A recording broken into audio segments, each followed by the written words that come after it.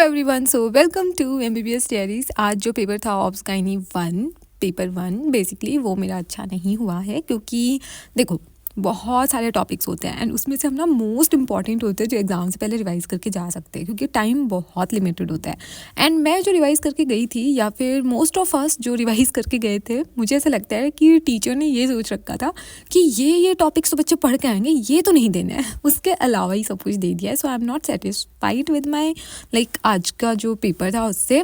Even देखो satisfaction तो वैसे नहीं मिलता है जब तक इंसान 100% की सोचता है तो उसको सेटिस्फेक्शन कभी नहीं मिलता है। बट आज का paper was really not so good क्योंकि देखो ये मेरे को थोड़ा सब्जेक्ट पसंद है, मुझे बहुत अच्छा लगता है। इन फ्यूचर मैं ऑब्स गाइनी ही लेके उसी में पोस्ट ग्रेजुएशन करके एंड मैं एक गायनेकोलॉजिस्ट ही बनना चाहती हूँ, लाइक ऑब्स्टेट्रिशियन एंड गायनेकोलॉजिस्ट। तो मेरा सब्जेक्ट से ना एक अलग ही लगाव है एंड जब इसको मैंने पढ़ा भी है पूरे साल and still I was not able to perform nicely, तो फिर मुझे अच्छा नहीं लग रहा है।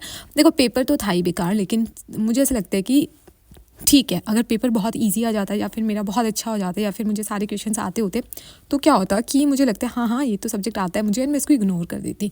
सो थोड़ा पॉजिटिव स्पिरिट में लेती हूँ इस चीज़ को। एंड जो मेरे वीक टॉपिक्स हैं उनको मुझे अभी रिवाइज़ करना है, ये मैं सोच रही हूँ। तो ये भी ठीक है, अभी कौन से फाइनल एग्ज़ाम्स थे, प्री प्रॉफ्स तो थे, तो प्री प्रॉफ्स थे तो अभी कम से कम मेरे को पता चलेगा मेरे वीक टॉपिक्स कौन से हैं और किस पे मुझे और काम करना है। So that's about it. आज के पेपर के बारे में तो इतनी ही अपडेट थी। उसके अलावा अब कल जो है वो ऑब्स गाइनी पेपर 2 होने वाला है, तो उसके लिए अभी पढ़ना है। एंड उसके लिए मुझे ऐसा लग रहा है कि पेपर का जो डिस्ट्रीब्यूशन है वो थोड़ा अलग सा है। मे बी कल के लिए जो सिलेबस है वो थोड़ा सा कम है, आई डोंट नो, अभी पढ़ूंगी तब पता चलेगा। क्योंकि पहले तो लगता है सिलेबस कम ही है लेकिन पढ़ने बैठते तो वो कवर ही नहीं हो पाता है।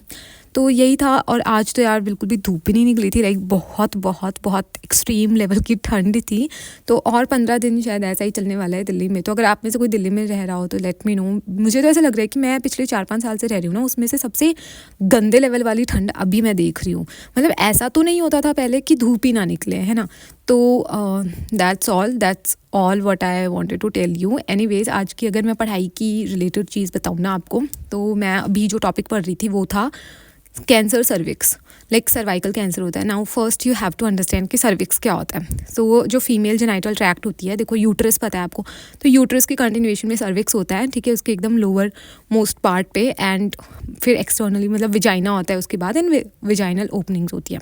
तो सर्विक्स बेसिकली आप बोल सकते हो यूट्रस का पार्ट है। तो सर्वाइकल कैंसर क्या होता है, तो उसके बहुत सारे ऐसे फैक्टर्स होते हैं, लाइक अगर आप हाइजीन मेंटेन नहीं करते हो, ठीक है, लो सोशियो इकोनॉमिक क्लासेस होती है ना जो बहुत ही गरीब जगह से रहती है, तो वो लोग हाइजीन पे इतना ध्यान नहीं देते हैं, तो वो एक रिस्क फैक्टर होता है। अगर आप बहुत अर्ली एज में आपकी शादी हो जाती है, this is for girls only, क्योंकि सर्वाइकल कैंसर गर्ल्स में ही होगा, जाहिर सी बात है।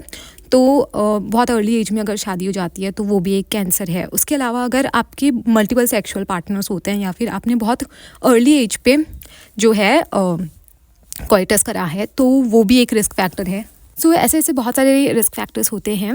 अब इसको कैसे प्रिवेंट कर सकते हैं, तो यहाँ पे मैं आपको बहुत इंपॉर्टेंट चीज़ बताना चाहूँगी एंड इसी के लिए मैंने आपको थोड़ा सा ये हिंट दिया था। तो ये सर्वाइकल कैंसर जो है वो कॉज कौन करता है, human papilloma virus, like HPV virus cause करता है। तो उसके लिए जितनी भी लाइक गर्ल्स होती है ना, उनको वैक्सीन लगवानी चाहिए अगेंस्ट HPV। तो वैक्सीन अवेलेबल हैं सर्वारिक्स नाम से भी, गार्डासिल नाम से भी। तो अगर आप जैसे सेक्सुअली एक्टिव फीमेल हैं या फिर अगर आप 18 ईयर प्लस हैं, तो आपको देखो पैप स्मेयर करवाना चाहिए, सर्वाइकल कैंसर की स्क्रीनिंग भी स्टार्ट कर देनी चाहिए। बाकी जैसे ही आप अपनी प्यूबर्टी में एंटर करने लगते हो ना, तो वैक्सीनेशन भी करवाना चाहिए। सो ये एक अवेयरनेस वाला पॉइंट था यहाँ पे। एनीवेज, जो वैक्सीन होती हैं वो बहुत महंगी आती हैं, इसलिए ये एक इसका नेगेटिव पॉइंट है। लेकिन इसके चलते अभी सरकार ने ना कुछ वैक्सीन और बनाई है जो कि शायद बहुत अफोर्डेबल होंगे। I don't know much about it, मुझे इसके बारे में थोड़ा पता करना है।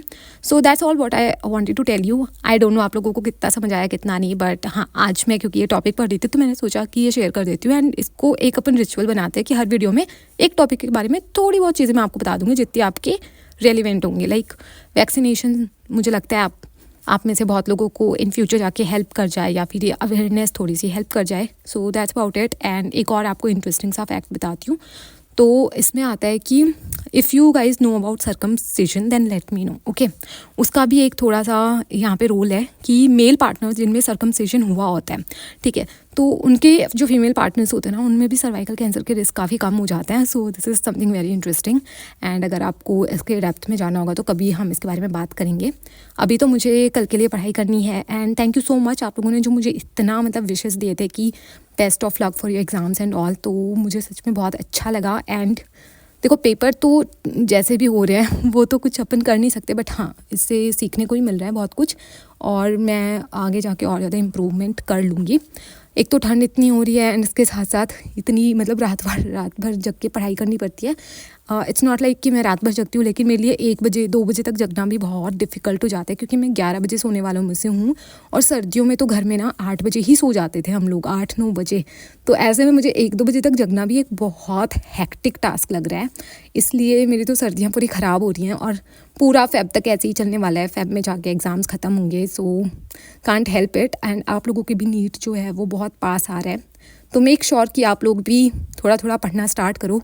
कंबल में मत पढ़ो बैठ के, क्योंकि मैंने भी ये चीज़ अभी नोटिस करी है कि जैसे ही मैं बिस्तर पे जाती हूँ नींद आ ही जाती है। सो मेक श्योर कि चेयर वगैरह यूज़ करो, जैसे मैं यहाँ पे यूज़ कर रही हूँ। ऑल्दो मैंने अपने पैर जो हैं कंबल में ही दे रखे हैं और बिस्तर पे ही रख रखे हैं, लेकिन एटलीस्ट मैं बैठी एक चेयर पे हूँ, उससे पोस्चर सही रहता है, एंड बहुत कम चांसेस होते हैं आपको नींद आए। So that's about it, and all the very best. And मुझे भी थोड़ा बेस्ट ऑफ लक की ज़रूरत है। पेपर अभी बैक टू बैक होने वाले हैं, बाकी जल्दी प्रैक्टिकल्स होंगे तो उसकी भी अपडेट मिलेगी आपको। And that's about it, thank you so much. And video पसंद आई हो तो make sure to like, share and subscribe. And मैं कहाँ पर हूँ उसको प्लीज़ इग्नोर करना, पता नहीं क्यों मुझे शायद थोड़ी ठंड लग रही है। Bye bye.